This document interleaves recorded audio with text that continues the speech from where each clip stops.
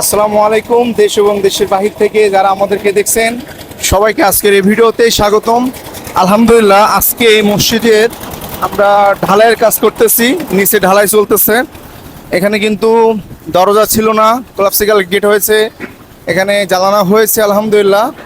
এবং আজকেই কিন্তু এখানে ঢালাই চলতেছে, মানে এখানে সম্পূর্ণ মসজিদটা ঢালাই দেওয়া হবে। কারণ এখানে আপনারা দেখেছিলেন খুব নিচু ছিল, হ্যাঁ, যারা নামাজ আদায় করতেন তাদের খুব কষ্ট হয়ে যেত। তো সেটা কিন্তু আজকে আমরা রিকভার করে ফেললাম ইনশাল্লাহ। বাহিরেও ঢালাই হয়ে যাবে ইনশাল্লাহ। এবং আজকে ভিতরে যে কাজগুলো দেখতে পাচ্ছেন খুবই দারুণভাবে হচ্ছে, খুবই সুন্দর।